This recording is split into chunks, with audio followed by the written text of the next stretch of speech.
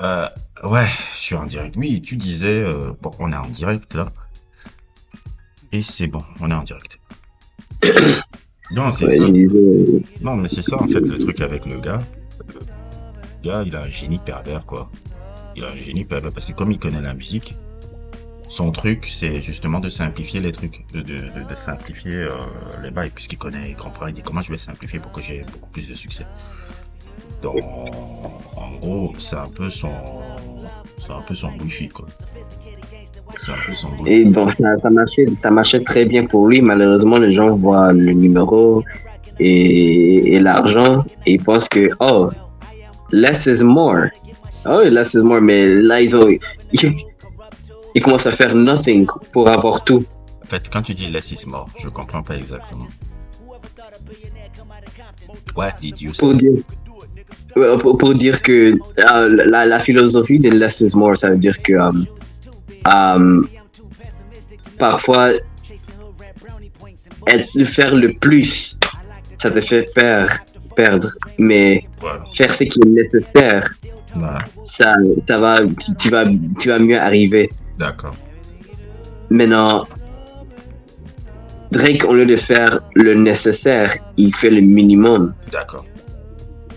Et les gens voient ça et ils pensent que, oh, il est en train de faire de just enough. Mhm. Mais non, la différence entre les gens qui regardent Drake et Drake, c'est que Drake, il a regardé les professionnels, les gens qui ont fait ça avec le pratique maximum. Et Drake, au moins, il a un peu d'entraînement vocalement, D'accord. lyricalement, dans le rap. Donc, il pouvait s'en sortir. Mais les gens qui sont derrière lui, qui Ah, veulent rentrer dans l'industrie, non impacté, non pas la culture et ouais, ils sont pas entraînés dans le rap. ils n'ont pas, ils n'ont pas ça, pas vraiment. Ils utilisent tous l'autotune parce que même si Drake, au début de sa carrière, il n'utilisait pas l'autotune, D'accord. c'est grand. Lil Wayne, T-Pain, tous Mhm. ces gars-là, ils utilisaient l'autotune. Et je me rappelle même le mouvement, bon, c'est pas que je me rappelle que j'étais présent dans le hip-hop pour savoir, mais je connais le mouvement Death to Autotune et comment les gens ont tremblé sur Jay-Z à cause de ça. D'accord. Donc la narrative était déjà différente dans l'industrie musicale western. Ok. Donc c'était mort. Et quand Drake est rentré et il a eu le succès là, avec pas autant de talent des talents raw, ça a complètement. C'est ça qui a fait que la musique est devenue de plus en plus Ouais, nulle dans le mainstream. ouais, en fait, pour moi, c'est un peu, comment dire, c'est un peu un gars qui a dilué un peu les choses, un peu. C'est-à-dire, l'impact qu'il a après, c'est que les gens, comme ils n'ont pas son background et sa connaissance sur la musique en général, ils limitent un peu là. C'est un peu ce qui se passe en France avec Booba un peu. Booba a fait ça, il a simplifié pour le truc, et ce qui fait que la jeune génération qui limite un peu sans comprendre comment il a simplifié le délire. Il s'intéresse pas à l'histoire qu'il a derrière, de comment les gars qu'il a étudié derrière pour développer un peu le truc. C'est ce qui fait qu'après les gars là, il y a eu une monotonie un peu sur le type de musique, qu'il fait, les trucs comme ça. Mais c'est un génie pavé. Je trouve même d'ailleurs même dans la dernière émission de comment on appelle ça, la dernière émission du gars là, Raplaté, c'est pas Raplaté, Company Man là, le gars qui parle à la fin, Okay. le Marc qui parlait là, dont j'ai un peu cherché les informations, c'est quelqu'un qui a travaillé dans la production de musique dans les années 90, qui a composé même des films. Le gars, là. Ouais. Il a dit quelque chose qui est très intéressant et c'est très vrai. Drake est le gars qui a changé un peu Songwriting. le songwriting du hip-hop. I think that Drake single-handedly changed the game for hip hop song structure. I think that there was a standard of what a song was, Okay. and he for hip hop would as far as popular music is concerned. I mean, again, underground hip hop, Wu-Tang was always Wu-Tang. The hook didn't have to be here, the chorus didn't have to be there. But as far as single voice songs, where he's rapping a single voice song and the hook is not necessarily at the top or the middle, as far as globally popular, that was a big change in hip hop. And the people who followed that and led that, it did alter what the popular song structure of hip hop would be. But when you look at pop music, or you look at where it's going right now, the game is leaning back towards what the traditional formula was. Parce qu'il en a fait comme un pop. Quand tu vois un peu le songwriting du hip-hop, ce qu'il a expliqué là, et c'est vrai, parce que ça m'est venu en tête après directement. Tu vois un peu, c'est Started for the bottom for me. Là, il commence avec le refrain là. Ouais. Le truc là. Ça, c'est des trucs de pop en fait. Hein. Quand tu écoutes par exemple Chic de Nile Rodgers, le groupe là, de funk. Nile Rodgers et comment il s'appelle l'autre, le bassiste là, parce que c'était un peu les deux cerveaux du groupe Chic. Nile Rodgers et Bernard Edwards et tout. Ils avaient toujours un gimmick de faire un peu. Le gimmick c'était un peu de. Commencer le son avec le refrain. Oui, commencer le son avec le refrain.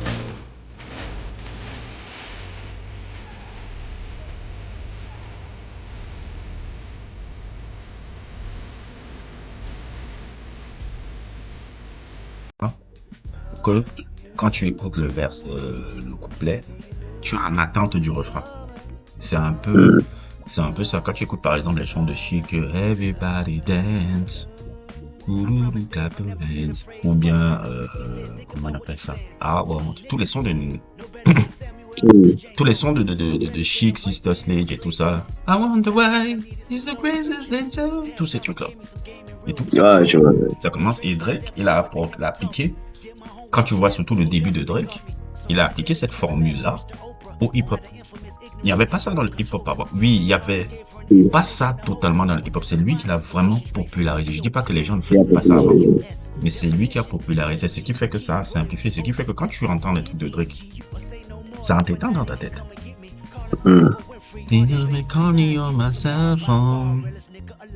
Ça, c'est pas hip-hop. Ça, c'est pas hip-hop. Hotline Bling, c'est pas hip-hop.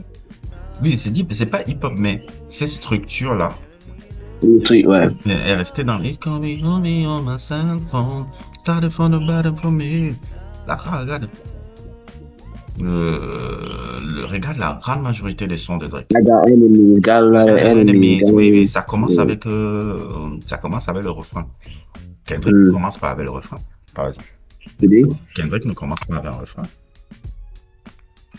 Rarement les sons de Kendrick commencent avec un refrain. Rarement les trucs.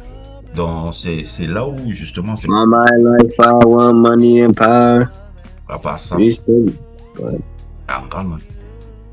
En grande majorité, c'est ça, et la structure la popisation du hip-hop. C'est lui qui l'a. Le truc, c'est pour ça que moi, ce qui me dérange avec lui, c'est que pourquoi il n'a pas voulu. Bon, il a voulu se voir comme un peu la légende du truc au lieu de se mettre dans la position de Nelly. S'il avait été assumé que je suis Nelly. Ouais, Nelly avait dit que il était plus grand que Eminem. Eminem l'a tenté une fois et puis il a laissé. Et puis il a laissé. Bon, pour Eminem, c'est quelqu'un qui s'attaque pas à des gros poids lourds. C'est quelqu'un qui s'attaque pas à des gros poids lourds. Non, il attaque toujours il n'attaque pas les vrais MC. Il attaque les pop stars, les trucs et tout. Quand il y avait eu avec Nas. Eminem Nas, c'était avant ou après Jay-Z? C'était en même temps, hein. On a une période. Il avait un liste. On était à la même période, il a fui. Il a fait tout ça. Donc, globalement, en fait, c'est ça un peu qui est c'est Drake, c'est quelqu'un qui a une vraie connaissance. Ça, si les gens étudient Drake, quand même, les gars qui sont fans, quand tu regardes sa vidéo, là, quand il a 16 ans, là, pour moi, qui ai grandi un peu dans une certaine truc, ça me rappelle moi, ça. Les CD, les trucs, il y a une vraie connaissance de trucs. Il y a une vraie connaissance d'idées. Drake, il a fait un peu Booba, quoi. Booba a fait un peu ça aussi en France. Il a fait exactement ça. Il a simplifié le délire et toute la génération qui est venue après l'a copié sans comprendre d'où viennent ces trucs.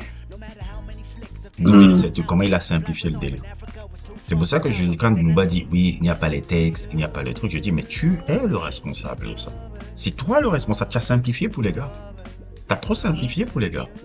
En simplifiant, et comme ils tous ils t'imitent, tous les gars là, Maes, toute la clique là, ils les imitent tous. Comme tu as simplifié pour les mecs ne vont pas avoir la curiosité de chercher plus loin de ce que tu as comme background. Quand toi tu... J'ai l'impression que la génération après Blog Era, la raison pour laquelle ils ne freestyle plus sur le radio, c'est parce que c'est à cause de le truc Blackberry de Drake. Ça doit être ça. Je ne suis pas convaincu de ça, mais ça doit être ça. Parce que d'habitude, freestyler sur le radio, sur les émissions, dans la rue, c'est pas mais c'est une droite de passage dans le rap industry. Puis Drake avait ça, il a continué, il a toujours persévé. Les gens ont peut-être vu ça et dit, ok, so you don't have to, rap super good on the spot if you succeed. Ouais, c'est ça, c'est plus ou moins ça, quoi. Plus ou moins ça. Oh, les gars avancent. Les gars avancent et on est dans l'industrie musicale la plus terrible, quoi. Ouais. Et moi, je ne savais pas que Billie Eilish, c'était bon comme ça. C'est la musique mainstream incroyable. Franchement, je pouvais pas imaginer qu'un truc mainstream comme ça peut être aussi bon. Parce que c'est populaire, Billie Eilish. Et que c'est bon comme ça. Normalement, Billie Eilish, c'est une anomalie. Normalement, c'est bon comme ça. C'est bon, ouais.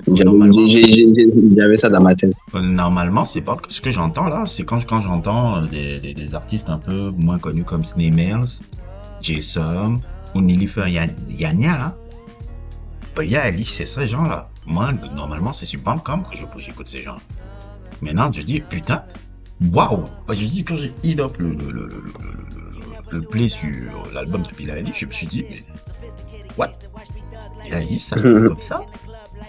Attends, je regarde son frère là, j'ai dit, mais son frère là, c'est incroyable, c'est un génie ce frère là, parce qu'il travaille à deux.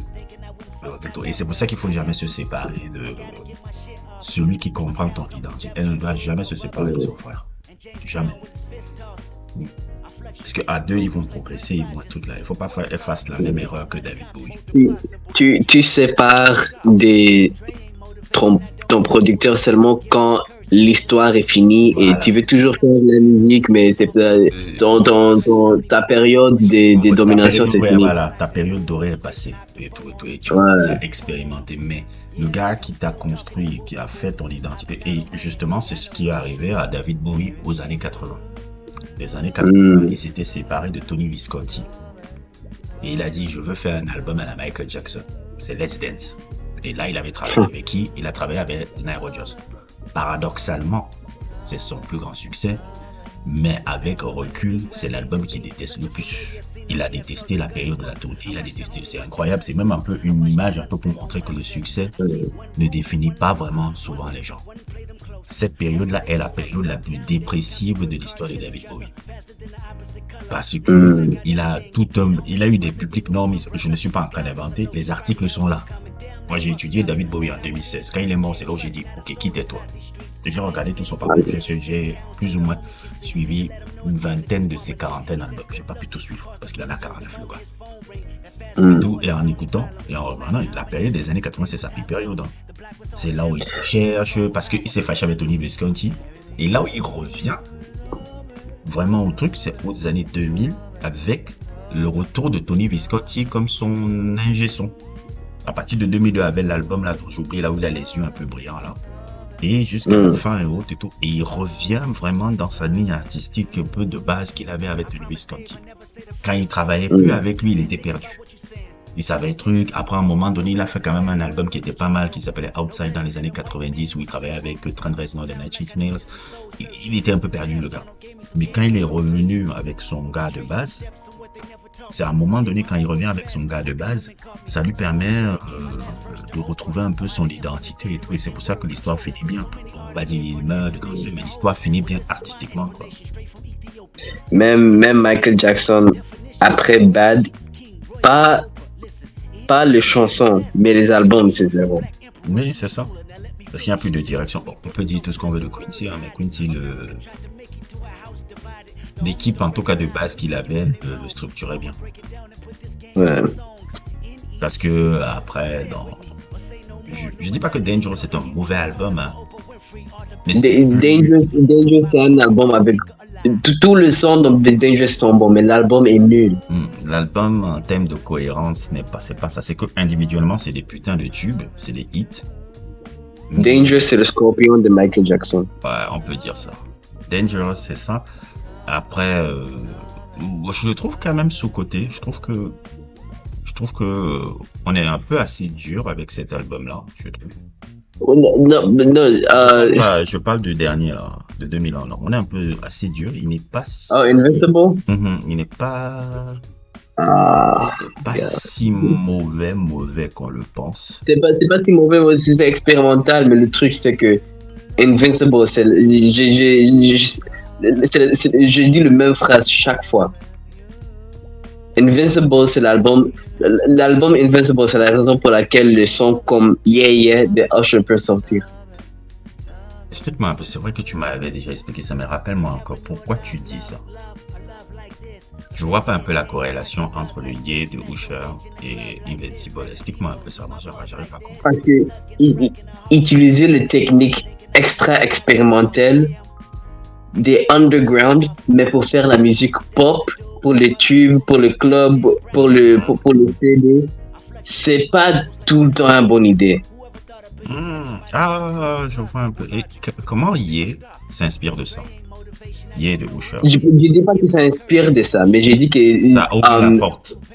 Ouais, c'est les dominos. Parce que Usher à la base c'est un R&B neo jazz type of guy. Neo jazz, oh non, c'est oui, c'est tout le donné d'honneur. Oh, yeah. Non, c'est R&B basique des années 2000. R&B basique. En fait, je voulais donner une genre d'image. Neo jazz, oh putain. Non. On va lui donner autant. En fait, je n'ai jamais suivi la musique de Usher, mais je savais qu'il y avait un genre de soul dans sa musique. Oui, en fait, bon, pour te décrire un peu, Usher, c'est son école de base. D'abord, le premier album, c'était un album où plus ou moins il essayait de faire P. Diddy à la direction artistique que P. Diddy avait donné à son premier album là qui n'a pas eu de succès. Là. C'était un peu Yodeci, Albi Shaw, mais surtout Yodeci. Il chantait des sons qui étaient trop matures pour son âge. Après ça, globalement, là où il a vraiment son évolution, l'album c'est pas Confession, My Way, c'est là où il trouve une sorte d'identité sonore avec Jermaine Dupri et Brian Cox, qui permet de lui de développer un peu un certain type de son R&B mainstream des années 90, parce que je pense aussi il y a R. Kelly qui est important dans la structuration du R&B de mainstream de cette époque, mais Jermaine Dupri aussi le suit derrière avec le trio. Pour moi, le trio Jermaine Dupri, Brian Cox, Jermaine Dupri, Brian Cox, John T. Austin, c'est trois, puisque John T. Austin écrivait certains morceaux, je ne sais pas, je crois que c'est lui qui a écrit My Way, John T. Austin. Ces trois-là. Mais non. Attends, non, je finis un peu pour t'expliquer. Ils ont créé ce son R&B basique des années 2000 et tout. Maintenant que je vois ce que tu veux dire dans Ye, c'est prendre des risques en mixant un peu comment on appelle ça, un chanteur de R&B qui chante sur des instruments non conventionnels. Non conventionnels comment? Parce que Ye, c'est du crunk. Ouais. John, c'est du crunk et il chante sur du crunk, ce qui n'était pas quelque chose qu'on entendait. C'est plus ou moins expérimental, mais ça a un but toujours mainstream. C'est ça que tu veux dire un peu? C'est un but mainstream. Je déteste le son là. Je trouve ça dissonant. Je trouve ça blasphémique à la musique. Je ne considère même pas de la musique. It's a melodic entertainment. D'accord, je vois maintenant ce que tu veux dire, quoi. It's melodic entertainment. Tu peux pas jouer ça live. Même si ouais, ils vont jouer le backing track, mais même si tout ce que tu peux jouer, c'est la batterie. Tu peux pas jouer ça live. Tu donnes tu écris ça dans le papier de musique, tu donnes ça aux joueurs de tromper, ça va être dégoûtant.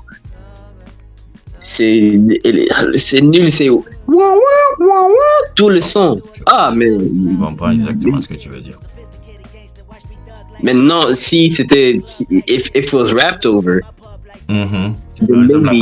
Par exemple, la partie de Ludacris. Ah, Ludacris, c'est dans le son là. Et à la fin, c'est lui qui rappe, c'est lui qui apporte encore une autre délire, non? Mais j'ai jamais écouté le son par choix. Non, écoute la fin. La fin, c'est Ludacris. Ludacris peut même un phrasé de ouf là-bas. Ludacris, c'est lui. D'ailleurs, même, m'énerve un peu. Ludacris, il y a quelqu'un qui a fait déjà un sujet sur Ludacris, la musique feeling là, et tout. Il a fait un pour expliquer comment Ludacris est peut-être dans des rappeurs les plus lyriques à l'autre. Son défaut, c'est qu'il était trop. Il était trop dans la comédie. C'est un peu le même truc que un gars là. Par exemple, qui est pour toi le Eminem original?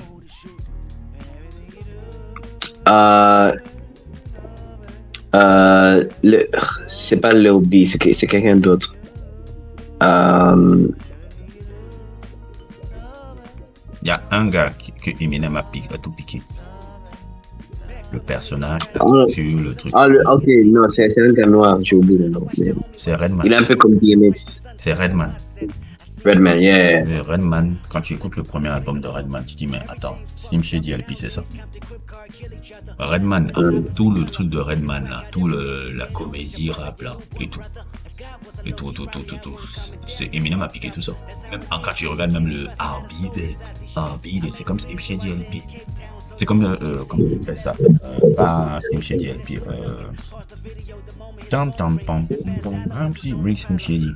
C'est un peu le même truc. Une satire avec une satire sociale un peu sur la télévision, la célébrité et tout. C'est le même bullshit. Et tout. Eminem, c'est Redman.